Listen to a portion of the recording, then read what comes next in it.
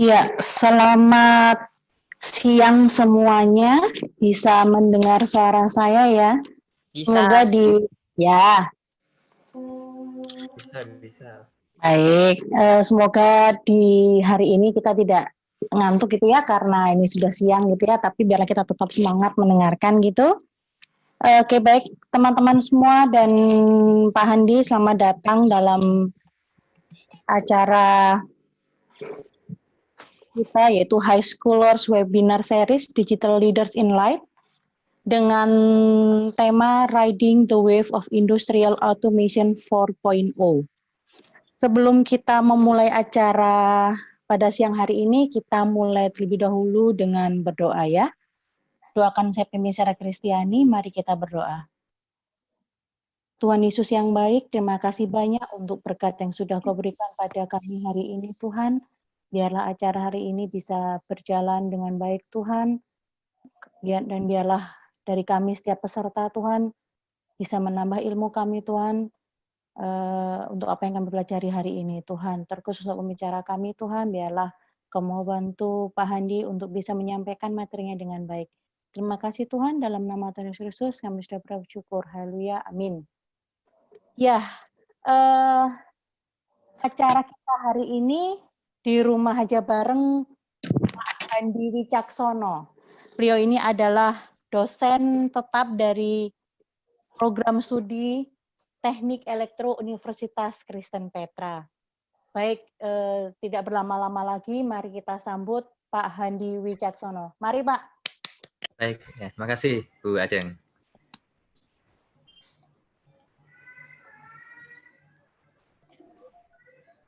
Oke,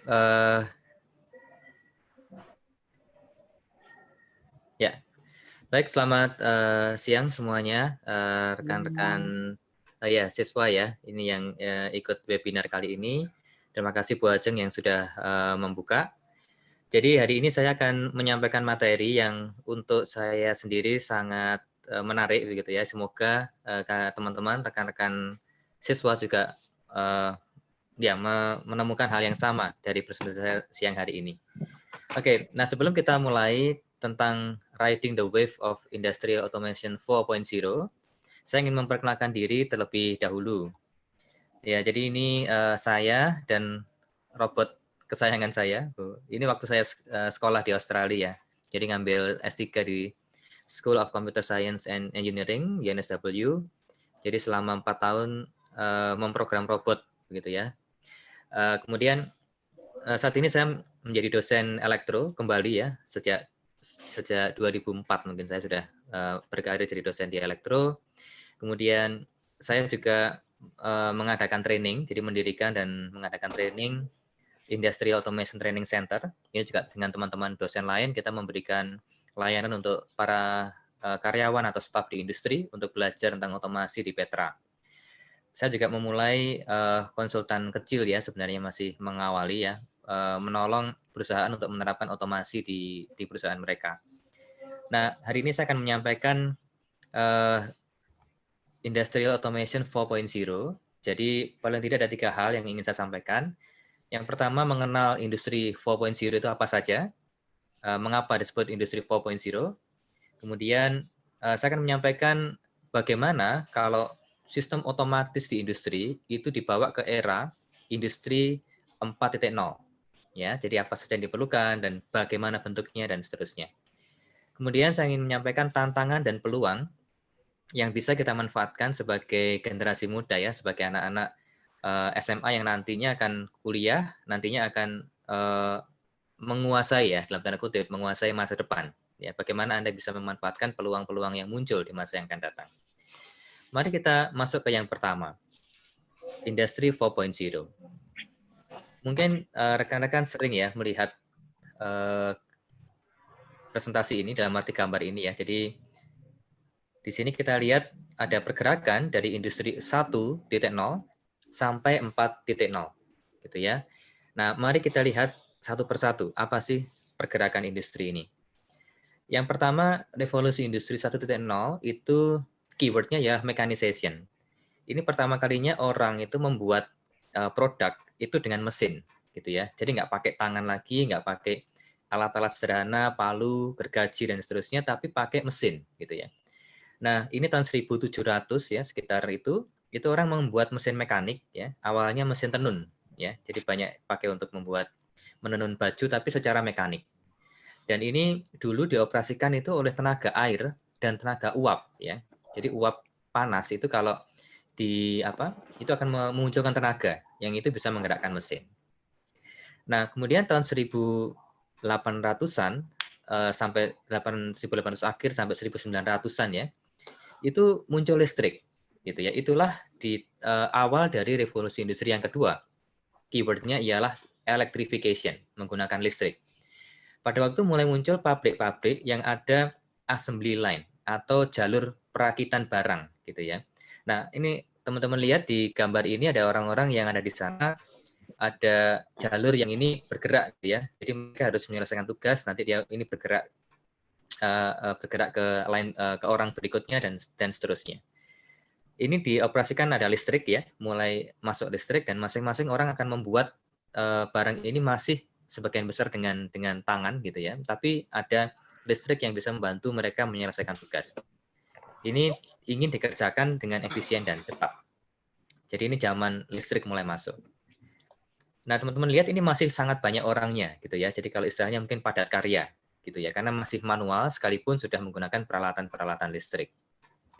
Nah, masuk industri 3.0. Ini sebenarnya belum terlalu lama ya. Jadi ini muncul komputer, muncul robotics gitu ya. Ini mungkin sekitar 1969, jadi belum terlalu lama. Di mana muncul automation ya. Jadi mesin, robot itu bisa menggantikan orang untuk membuat produk-produk di industri dan hasilnya luar biasa bagus, akurat begitu ya. Ini yang teman-teman lihat robot-robot yang bekerja sama untuk membuat merakit sebuah mobil gitu ya, chassisnya mobil ini. Oke, nah sekarang kita memasuki revolusi industri 4.0. Jadi keywordnya bukan lagi hanya automation, robotics, tetapi ialah connectivity, konektivitas. Nah, di sini manusia dan mesin itu saling terhubung satu dengan yang lain dan bekerja sama untuk membuat produk gitu ya, dan bisa menyediakan layanan-layanan yang advance gitu ya. Nah, revolusi industri 4.0 ini ditandai oleh beberapa hal. Teman-teman lihat di sini ya, ada data analytics. Ini memanfaatkan data, mempelajari data ya, berkaitan erat dengan yang namanya artificial intelligence, kecerdasan buatan. Artificial intelligence biasanya nanti juga berkaitan dengan cloud computing. Jadi data yang sangat banyak, big data, itu diletakkan di cloud, ya, yang itu biasanya dimiliki oleh penyedia komputer skala besar, dikerjakan di sana.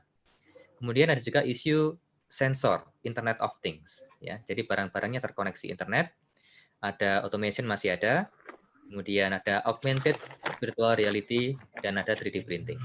Saya tidak membahas semua, saya akan membahas beberapa saja yang penting yang terkait dengan industrial automation. Oke, itu sekilas tentang industri 4.0. Nah, bagaimana kalau ini kita lihat dari sisi industrial automation, ya. Jadi otomasi industri 4.0. Oke, nah ini sekilas saya tunjukkan contoh sistem otomatis di pabrik. Nah, silakan teman-teman bisa melihat. Ya, nah ini memang kalau tidak salah ini pabrik wine ya atau bir ya. Jadi dia dari botol.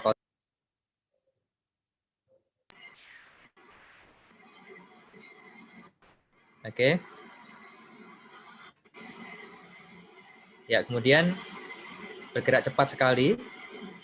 Nanti botol kosongnya diisi dulu, gitu ya. Jadi diisi, kemudian sampai penuh. Anda lihat bergerak dengan skala besar ya, banyak sekali. Kemudian ini ada penutup ya, ditutup. Oke. Diberi tutup satu persatu secara otomatis dengan cukup cepat. Oke. Ya, sampai mereka siap. Maaf ini nggak saya percepat ya supaya tidak terlalu lama. Dan terakhir mereka akan di packaging ya, dimasukkan ke dalam pak bersama-sama dengan sebuah ya semacam robot ya. Ini dirapikan supaya jalurnya rata, diambil ya pakai pneumatic suction, bersama-sama diletakkan di dalam box, ya. Boxnya jalan, box yang kosong datang, dimasukkan ke dalam box lagi, dan seterusnya. Nah, itu teman-teman contoh sistem otomatis di pabrik. Jadi boleh dikatakan tidak ada orang, begitu ya. Tidak ada orang dan ini terjadi secara otomatis. Ini termasuk revolusi industri 3.0, gitu ya. Nah, apa sih bagian-bagian atau anatomi sistem otomatis yang sederhana? Jadi semua sistem otomatis sebenarnya bisa dibagi menjadi bagian ini. Yang pertama selalu ada sensor. Sensor ialah peralatan yang mendeteksi besaran-besaran fisik. Misalkan mendeteksi suhu, mendeteksi tekanan, mendeteksi misalkan kelembapan gitu ya. Nah, sensor itu akan mengubah besaran fisik tadi menjadi besaran listrik gitu ya, dan itu akan dilaporkan ke controller. Controller ini biasanya sekarang ialah alat yang memiliki microprosesor. Misalkan ada yang disebut dengan PLC di industri ya, Programmable Logic Controller, ada microcontroller. Kalau teman-teman pernah dengar Arduino, Raspberry Pi itu termasuk di sana, bahkan komputer gitu ya. Nah, controller akan berpikir, akan diprogram oleh manusia, hasilnya akan digunakan untuk mematikan, menyalakan, menggerakkan ya aktuator. Aktuator bisa berupa motor, pompa, lampu, valve, robotics, robot juga bagian banyak motor begitu ya. Ada aktuator dan mekanisme. Ya, jadi bagaimana suatu pergerakannya bisa naik turun, bisa berputar, bisa bergeser, itu ada mekanismenya di sana, ada mekaniknya. Nah, kemudian controller ini biasanya akan bisa berkomunikasi dengan komputer lain ya, yang disebut sebagai host. Biasanya di komputer itu bisa di-display apa yang terjadi di lapangan. Kondisi sensornya nyala atau mati, pompanya sedang nyala atau mati, mungkin dari komputer dia juga bisa menyalakan pompa, mematikan pompa, dan lain sebagainya. Jadi ada sensor, controller, aktuator, computer host. Ini secara sederhana. Nah, oke. Nah, ini saya perkenalkan hierarki otomasi tradisional. Kalau tadi itu sangat sederhana ya, teman-teman. Nah, ini sebenarnya kalau teman-teman ke pabrik yang advance, yang kompleks, itu akan seperti ini. Terlihat agak kompleks, tapi akan saya jelaskan sekilas. Nah, jadi kalau yang kita lihat tadi, itu ada sensor dan aktuator, itu akan dikendalikan oleh controller. Di sini ada PLC, ada robot juga, ya, ada PLC yang lain. Ini semacam controller. Nah, kemudian di atasnya controller itu ada nyambung lagi gitu ya. Ada nyambung lagi ke atas. Ini ada komputer-komputer. Komputer ini fungsinya macam-macam ya. Ya kalau yang di sisi ini fungsinya ialah untuk mengawasi apa yang terjadi di lapangan. Kemudian operator juga bisa mengendalikan. Misalkan, oh saya ingin menaik turunkan kecepatan motor. Saya bisa lakukan dari sini. Gitu ya. Nah, ini juga bisa digunakan untuk melihat report ya dan lain sebagainya. Kemudian naik lagi ke atas, ini ada jaringan komputer. Ya, jadi Ethernet, TCP/IP, ini sudah komputer yang lebih advance, biasanya digunakan untuk mengawasi performa pabrik secara keseluruhan. Ya, jadi kalau di daerah sini tuh hanya misalkan bagian perakitan bodinya mobil gitu ya. Tapi kalau bisa di sini itu dia bisa melihat ke seluruh pabrik gitu ya. Dia bisa melihat pabriknya ini efisien apa tidak, optimal atau tidak. Ya, jadi ini disebut dengan biasanya MES atau Manufacturing Execution System. Naik ke atas lagi, ini sudah information level. Jadi ini nanti ada sistem yang misalkan, oh ini saya perlu beli motor yang baru atau tidak ya. Ini ada sistem penggajian, ada sistem purchasing gitu ya. Jadi ini yang sudah terkait dengan bisnis, tidak terkait lagi dengan pabrik di mekanisme pabrik otomatis di lapangan. Nah, ini semacam hierarki, semacam piramida ya, dari bawah besar ke atas makin kecil gitu ya. Ini ialah yang disebut dengan hierarki otomasi tradisional ya, agak rumit ya, banyak tingkatan. Nah, dengan industri 4.0, hierarki ini akan berubah gitu ya. Teman-teman mungkin bisa mengabaikan dulu yang di sini. Nanti untuk yang tertarik silahkan melihat ini, juga bisa minta slide ini ke saya. Tapi teman-teman lihat ini aja ya. Kalau tertarik singkatan nanti silahkan baca. Nah, di hierarki otomasi yang lama, itu kan tadi ya, ada tingkatan ya, naik kayak piramida gitu ya. Naik ke sini, kemudian misalkan dari atas perlu data yang di bawah, dia akan turun, seret, naik lagi, turun gitu ya. Jadi banyak tingkatan. Nah, tetapi untuk industri 4.0 di masa yang akan datang, modelnya tidak akan hierarki seperti ini, tapi menjadi semacam ini, ya. Jadi teman-teman bayangkan yang kotak-kotak hitam, ini ialah I/O, PLC, SCADA, MES, ERP gitu ya. Jadi kalau misalkan PLC, I/O ingin berkomunikasi dengan SCADA, maka dia sebenarnya bisa langsung, ya, bisa langsung ke titik itu atau dia masuk ke node lain baru ke titik itu. Nah, artinya di sini sebenarnya tidak ada lagi hierarki, boleh dibilang begitu. Tapi langsung karena masing-masing komponen itu sekarang terkoneksi dengan internet dan dengan memanfaatkan internet, maka hierarki ini menjadi sangat fleksibel. Ya, akan saya tunjukkan lebih jelas pada slide berikut. Nah, apa bedanya lama versus baru? Misalkan begini, teman-teman. Ada sebuah komputer yang saya sebut dengan komputer MES, ya, Manufacturing Execution System. Ini perlu membaca data dari suatu sensor, gitu ya. Nah, ini misalkan ini, jadi kalau yang lama, hierarki lama kan ada MES, ada SCADA, ada controller, ada sensor. Misalkan dari sini, saya perlu datanya ini, maka apa yang terjadi? Dia kirim sinyal, gitu ya. Oke ya, jadi teman-teman lihat ya, dari sini kirim ke SCADA, SCADA kirim ke PLC, PLC ke proximity, kemudian dia dicek datanya berapa, dikembalikan ke PLC, kembali ke SCADA, kembali ke MS. Cukup lama dan panjang, gitu ya. Nah, ini ada beberapa kelebihan memang. Ini sudah handal dan teruji, karena mungkin 20 tahun, 30 tahun, sejak revolusi industri ketiga ini sudah dipakai. Jadi tentunya handal dan teruji, dan relatif aman. Karena biasanya komunikasinya, protokolnya ini tertutup, gitu ya, dan dia tidak terkoneksi internet biasanya, sebagian besar. Nah, tetapi kelemahannya, teman-teman lihat komunikasinya rumit, gitu ya. Hanya untuk membaca ini, kita harus melewati berapa tingkatan ini ya. Dan akibat rumitnya ini juga relatif lambat, gitu ya, karena harus ke sini, ke sini, ke sini, dan seterusnya. Kemudian umumnya lokal, dia tidak terkoneksi dengan internet. Jadi orang misalkan teman-teman ialah owner, sedang di luar negeri, ingin mengamati apa yang terjadi di pabrik, itu bisa, tapi ya harus melewati banyak tingkatan. Dan sebagian besar memang sistem ini lokal, gitu ya. Kemudian akibatnya juga kurang fleksibel. Jadi misalkan ada ingin aplikasi baru, teknologi baru, ini cukup sulit untuk dimodifikasi.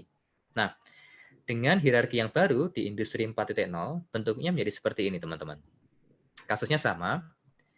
Nah, teman-teman lihat sekarang, masing-masing peralatan ini sekarang dia memiliki IP address, gitu ya. Sensor itu menjadi bukan hanya sensor, tapi dia dilengkapi, embedded dengan semacam controller yang membuat sensor ini memiliki IP address dan bisa terkoneksi dengan internet. PLC juga demikian. PLC yang baru, kalau teman-teman beli di distributor, itu sudah ada IP address-nya dengan harga yang tidak terlalu mahal. Untuk komputer tentu saja sangat mudah. Komputer dari awal memang sudah didesain untuk bisa ada jaringan komputer. Nah, bagaimana kalau saya perlu membaca data dari proximity sensor? Maka dari komputer langsung masuk ke IP address-nya dari proximity sensor melalui internet. Karena sudah tahu IP address-nya, nanti tinggal bisa ambil datanya dari situ, kemudian langsung dibalas. Ya, simple, pendek gitu. Nah, di sini kita lihat kelebihannya. Komunikasi menjadi lebih simple, relatif cepat karena tidak banyak tingkatan tadi, kemudian bisa menggunakan internet sehingga fleksibel begitu ya. Jadi mau diakses di mana saja, kapan saja bisa karena ini menggunakan internet. Nah, dengan kelebihan-kelebihan ini maka nanti kita pertimbangkan atau kita ingin menerapkan teknologi baru sehingga industri 4.0 ini bisa digunakan di industrial automation di pabrik. Tetapi tentunya masih ada kelemahan ya. Tentunya ini belum teruji sekali, karena teknologi baru mungkin masih 2-3 tahun, belum banyak pabrik yang sepenuhnya mengimplementasikan, jadi masih perlu banyak dicoba dulu gitu ya, dan kalau ada masalah harus diselesaikan. Dan juga relatif kurang aman. Nah, begini teman-teman, sesuatu itu kalau makin nyaman, itu biasanya makin kurang aman. Ya, jadi kenyamanan itu biasanya berbanding terbalik dengan keamanan.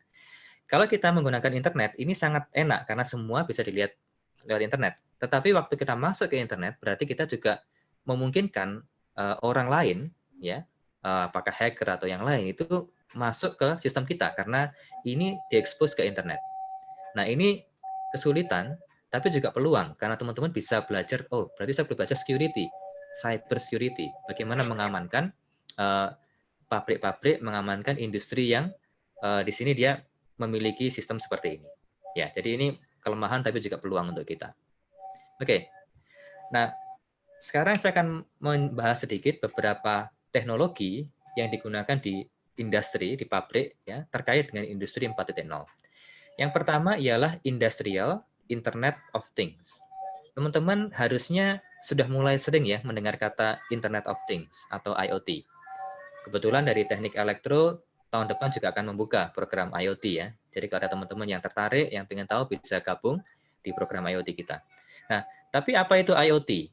Ya prinsipnya kalau things itu kan objek ya, objek yang teman-teman gunakan sehari-hari, apapun lah, ya, itu dia menjadi bisa terkoneksi dengan internet, gitu ya. Jadi kalau sekarang kita punya HP bisa connect internet, ya, punya komputer connect internet. Tapi teman-teman pasti mulai sering lihat, oh ada kulkas bisa connect ke internet, gitu ya, sehingga tahu apa yang misalkan sayurnya mulai habis, gitu ya, harus pesan langsung online. Ada mesin kopi connect internet. Jadi apapun menjadi terkoneksi dengan internet, gitu ya. Itu Internet of Things, di mana objek-objek sehari-hari saling terkoneksi satu dengan yang lain melalui internet. Oke? Dan Industrial IoT ini ialah penerapan IoT di industri. Nah, saya sebenarnya ada video, tapi sedikit banyak sudah terwakili di skema tadi. Saya mungkin skip. Nanti teman-teman kalau mau bisa minta slide saya. Nah, saya masuk dulu ke AI atau Artificial Intelligence. AI juga diterapkan di sistem ya. Jadi kecerdasan buatan pada mesin yang meniru manusia. Gunanya banyak di industri. Misalkan untuk mendeteksi kesalahan, kemudian misalkan untuk memprediksi kapan suatu alat itu harus diperbaiki. Itu namanya predictive maintenance. Nah, saya akan tunjukkan sedikit video. Ini contoh di BMW. Bagaimana mereka menggunakan AI.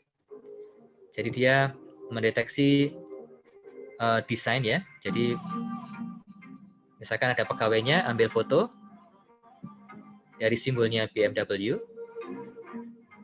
Oke, seperti itu.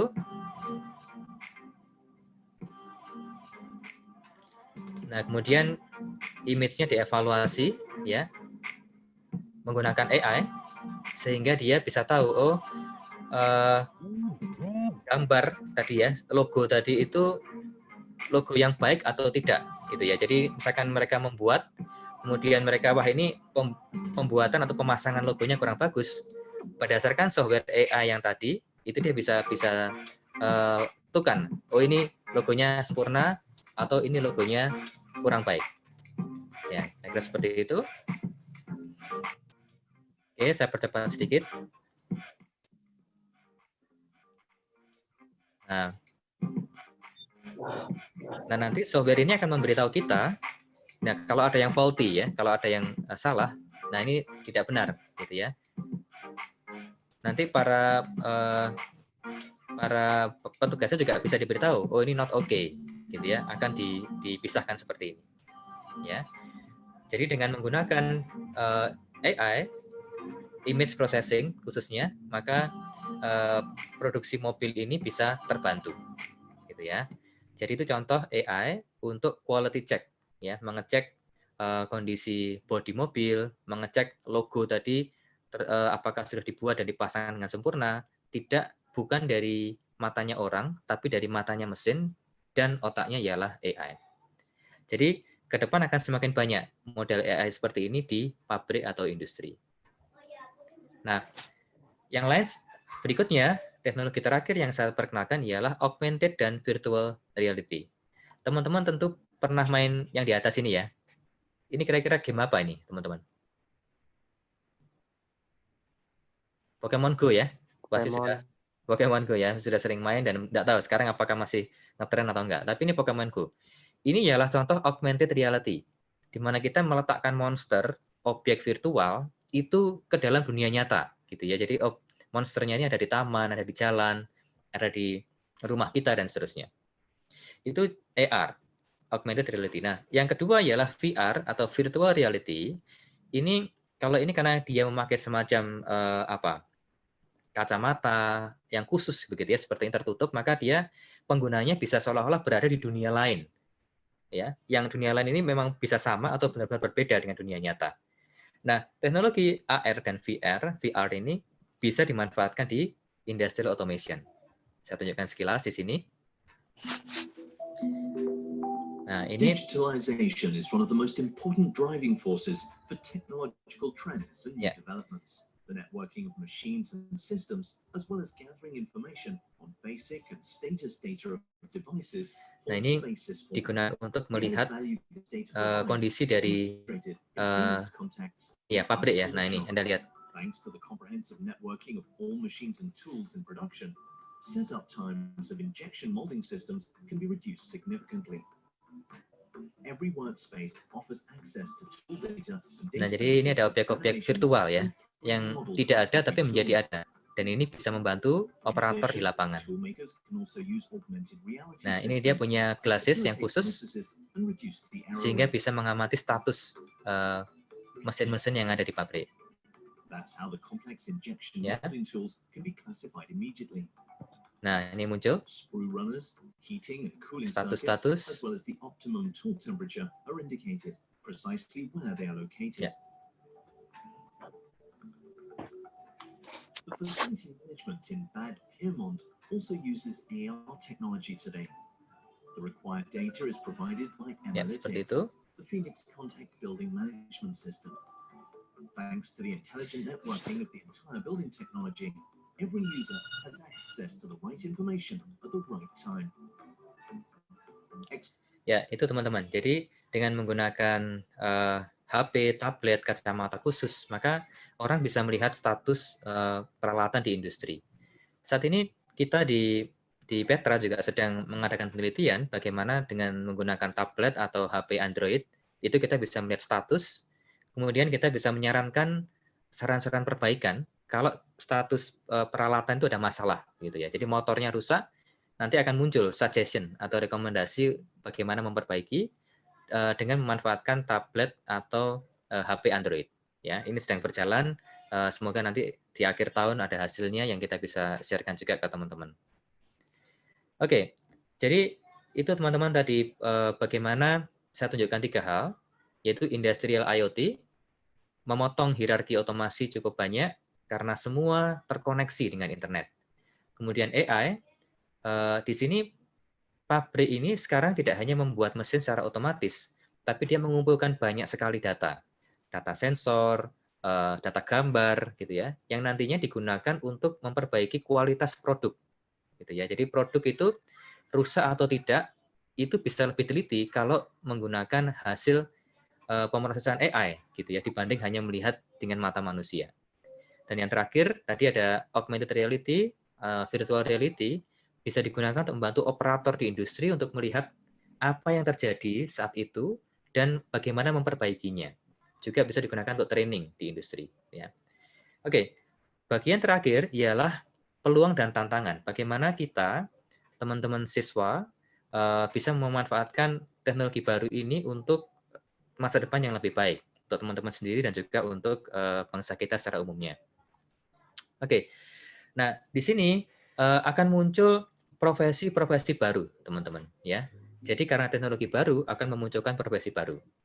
Misalkan kalau di dunia otomasi industri, biasanya teman-teman di elektro kalau lulus, mereka akan menjadi ada automation system integrator. Jadi mereka memasang, mendesain, memprogram sistem otomatis sehingga itu bisa diterapkan di industri. Ya, ada juga automation engineer. Jadi mereka yang bekerja di pabrik yang khusus menangani masalah otomasinya, memprogram juga sama ya. Jadi integrasi juga, tapi ini yang bekerja di pabrik. Ada yang khusus memprogram PLC dan SCADA, ini controller dan software khusus untuk industri, atau melakukan pemeliharaan kelistrikan. Ini profesi-profesi yang lama. Nah, ke depan akan muncul profesi baru. Ya, misalkan ada yang disebut dengan industrial computer engineer. teman-teman controller yang lama ini makin lama akan makin banyak varian-varian yang itu menjadi semakin mirip dengan komputer. Jadi dikatakan industrial computer engineer. Kemudian ada juga industrial data scientist, ya.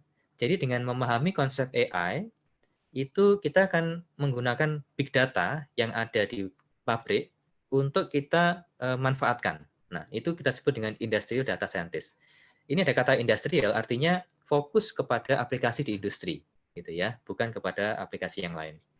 Kemudian ada juga industrial IoT solution architect. Nah, di sini mulai memperhatikan adanya industrial IoT, jadi bukan hanya otomasi yang lama, tapi melibatkan IIoT untuk membuat solusi dari satu masalah. Yang terakhir ialah technopreneur. Nah, ini di Petra kita juga sedang getol-getolnya dengan ada technopreneur, berarti entrepreneur, pengusaha yang memanfaatkan teknologi.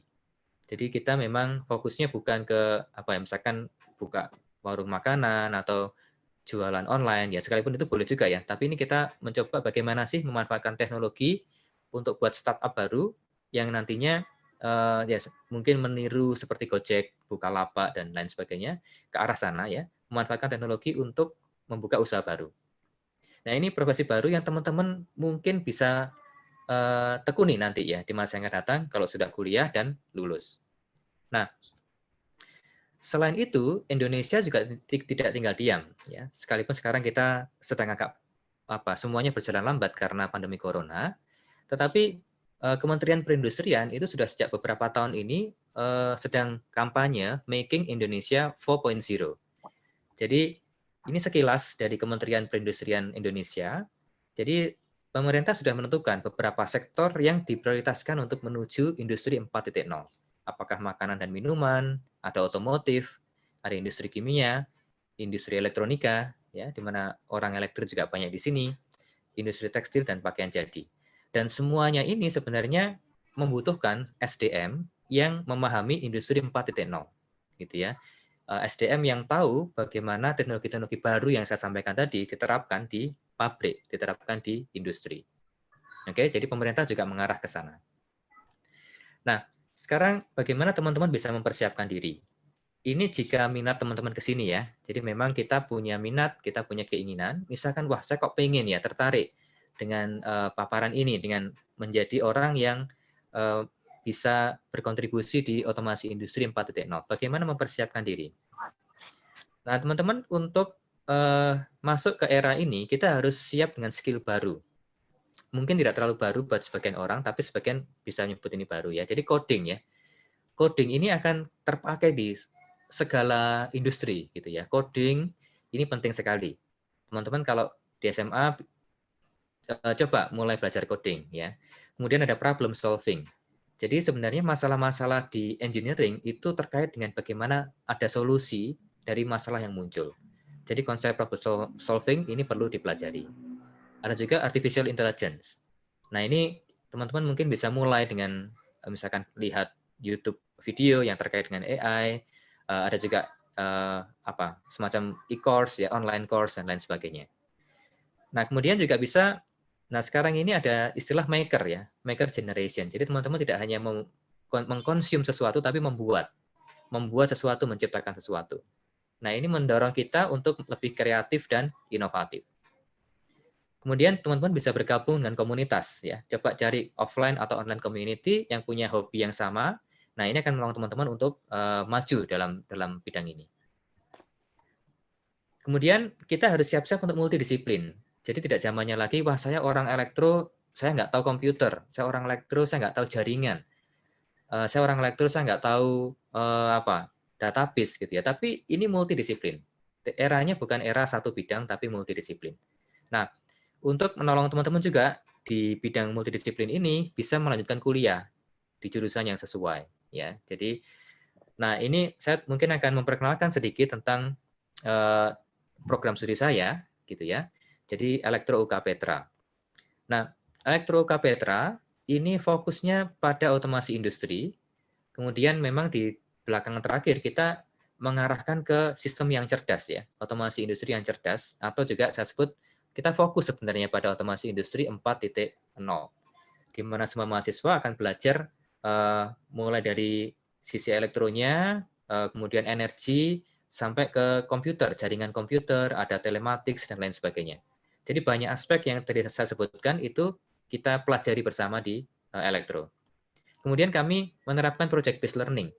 Jadi teman-teman membuat project gitu ya, terus bikin sesuatu, kemudian bekerja sama gitu ya, dan itu menolong karena akan membiasakan diri waktu teman-teman bekerja nantinya. Kita juga mengikuti berbagai kompetisi mahasiswa.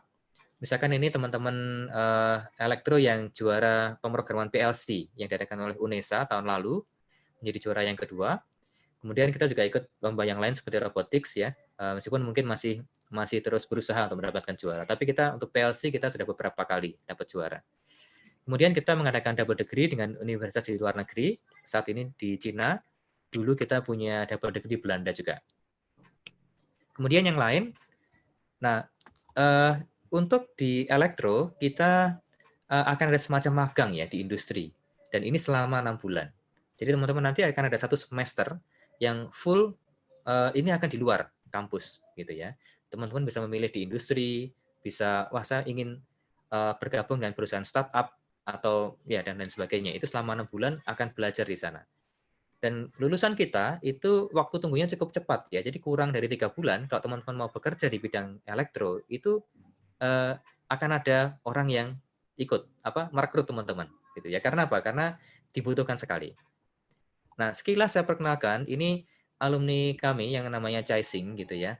Ini anak elektro tapi bekerja di BCA gitu ya. Di BCA ini bukan sebagai teller ya atau ekonomi akuntansi, tapi dia sebagai senior IT spesialis. Jadi ternyata di BCA itu untuk dia seperti memindahkan uang ataupun berangkas-berangkas itu menggunakan robot, teman-teman. Dan ini cukup rahasia.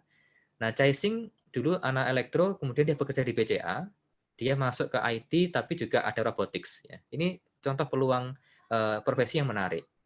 Saat ini setelah Chai Sing, ada 2 orang fresh graduate kami yang juga masuk ke BCA dengan peran yang mirip. Ya. Jadi ada IT, ada robotics, tapi di bank. Ya, jadi ke depan akan teman-teman temui profesi-profesi yang multidisiplin semacam ini. Jadi ini ialah masa depan kita. Oke, itu akhir dari presentasi saya. Jadi apakah Anda siap menghadapi masa depan? Dan kalau Anda tertarik, Anda berminat, silahkan bergabung dengan kami di Teknik Elektro UK Petra. Terima kasih teman-teman. Selamat siang.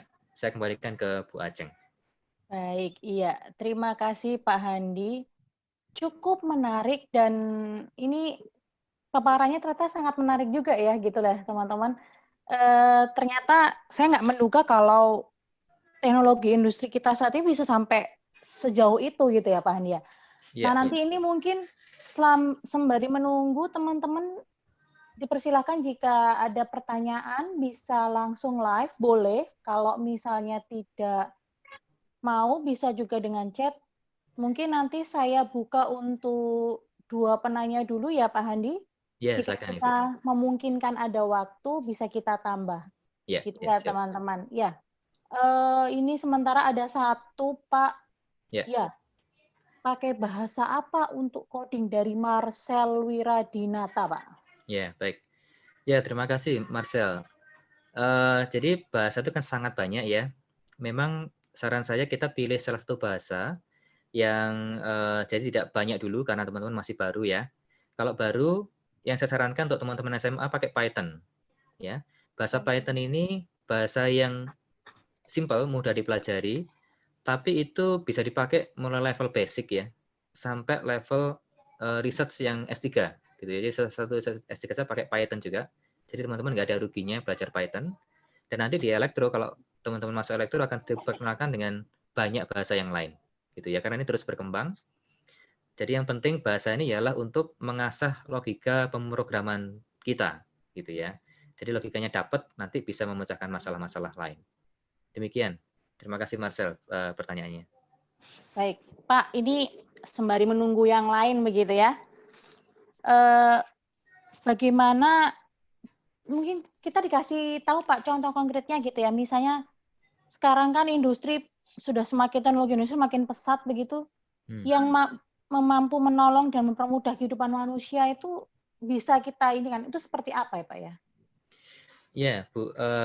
Kalau otomasi industri sendiri kan memang karena dia membuat produk itu kan menjadi lebih standar ya, Bu. Maksudnya begini, kalau orang membuat produk sendiri, misalkan kita buat donat gitu ya, atau buat kue, itu kita buat 10, bentuknya beda semua, Bu. Betul ya.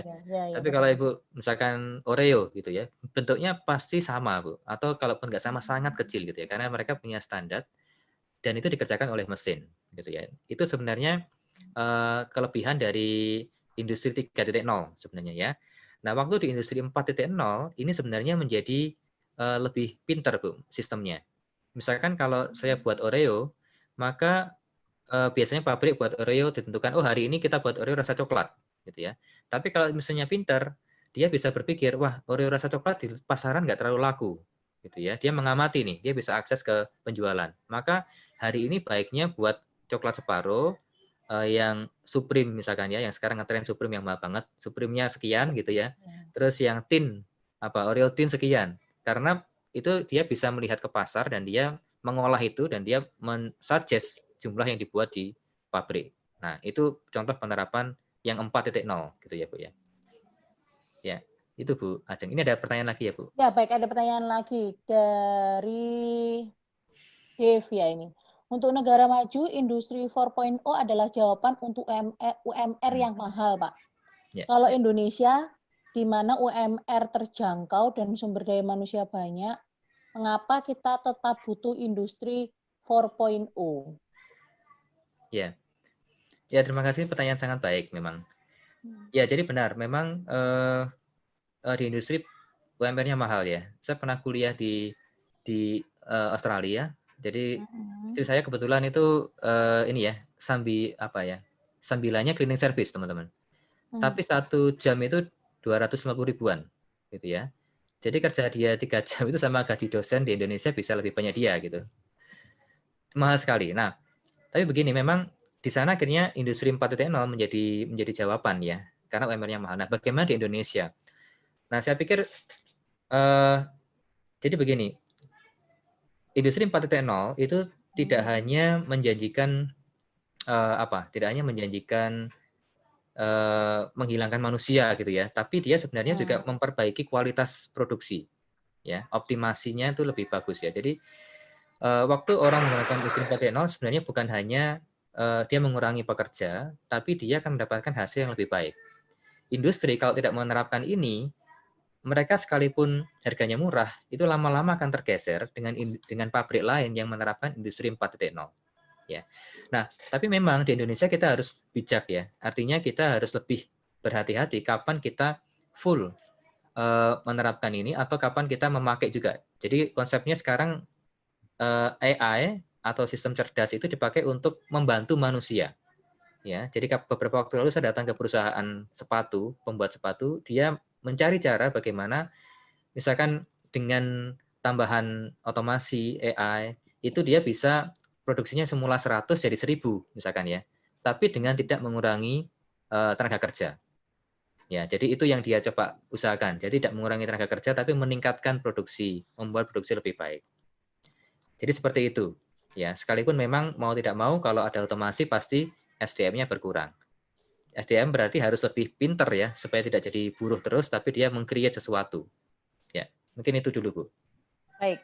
Mungkin satu lagi saja ya Pak ya. Maaf untuk Adrian, ini bukan informatika begitu ya, tapi ini teknik elektro. Mungkin memang ada kebingungan Pak, tapi kalau informatika nanti teman-teman bisa tanggal 15 Juni ya teman-teman. Untuk yang Michael Christian, Pak, apa saja cakupan ilmu dalam teknik elektro? Apa yang kita pelajari jika masuk ke teknik elektro UKPTRA? Ini pertanyaan terakhir ya, Pak. Baik ya, terima kasih Michael Christian pertanyaannya. Jadi kalau di elektro memang ada yang namanya bidang studi, ya, ada bidang studi, yaitu power atau sistem tenaga listrik. Ini teman-teman yang misalkan ingin kerja di PLN, ingin jadi instalasi listrik untuk gedung apartemen dan lain sebagainya yang sangat banyak dibutuhkan, atau juga renewable energy, ya, itu listrik. Yang kedua elektronika. Nah, elektronika ini yang lebih banyak tadi ya, mungkin teman-teman lihat ada robotics, ada automation yang ini yang PLC dan lain sebagainya. Kemudian juga ada microcontroller gitu ya, membuat peralatan untuk misalkan apa? Kita bisa terapkan di kesehatan atau di pabrik gitu ya. Itu elektronika. Yang terakhir telematika. Telematika ini lebih mirip informatics, dia ada belajar database, belajar mobile application, web programming, tapi ini kita arahkan juga untuk industri, gitu ya. Nah, tapi apapun yang diambil teman-teman akan belajar multidisiplin cukup banyak, karena kita ingin semua anak ini punya keahlian ya dari sisi sensor, motor, energi, aplikasi, jaringan komputer, gitu ya, controller. Jadi kita cukup banyak di situnya ya. Oke, Bu. Ini ada beberapa pertanyaan tambahan, Bu. Mungkin apa Iya. di WA saja atau gimana ya, Bu ya? Baik, iya. Jadi ini karena memang waktu kita, maaf teman-teman, waktu kita memang sudah habis, enggak apa-apa nanti. Terima kasih teman-teman untuk bergabung, untuk beberapa pertanyaan yang nanti mungkin tidak bisa terjawab. Habis ini, setelah ini ya, Pak Andi sudah memberikan email ya, Pak ya, Pak Andi ya. Silakan Ya, di follow up email ya, teman-teman. Saya jawab ya. Ya, silakan beremail atau nanti setelah ini akan bisa informasi Bumi lebih lanjut tentang UK Petra juga bisa. Ya. Tak kenal maka tak sayang. Saya akan menjelaskan sedikit tentang UK Petra begitu ya. Ditunggu sebentar. Jadi Universitas Petra ini, teman-teman, kami berdiri lahir tahun 1961, sehingga dalam waktu dekat kami akan berumur 60 tahun. Nah, akreditasi kami tentu saja A oleh BAN PT. Lalu selama 3 tahun berturut-turut kami juga mendapat ke universitas swasta terbaik dari Kemenristek Dikti. Ada banyak juga prestasi-prestasi yang kami raih dari LL Dikti, wilayah 7 antara lain Anugerah Kampus Unggulan. Dan ada juga akreditasi internasional untuk program teknik kami dari IABI. Nah, Petra sendiri punya visi Caring and Global University with Commitment to Christian Values yang diterapkan dari love, integrity, growth, humility, dan truth. Gitu. Teman-teman, silahkan bergabung dengan kami. Kami bisa kontak, kalau misalnya ada pertanyaan, kontak kami. Bisa ada banyak melalui WhatsApp di 081 234 067323 dan follow Instagram kami di UK_Petra. Kami akan siap membantu teman-teman. Nanti teman-teman bisa bertanya juga ke situ. Begitu dulu. Baik, terima kasih teman-teman. Terima kasih Pak Handi untuk terima kasih Bu Ajeng. Sharingnya. Kita akan ketemu di lain kesempatan. Tuhan Yesus memberkati. Yesus berkati. Terima kasih semuanya teman-teman. Terima kasih. Terima kasih.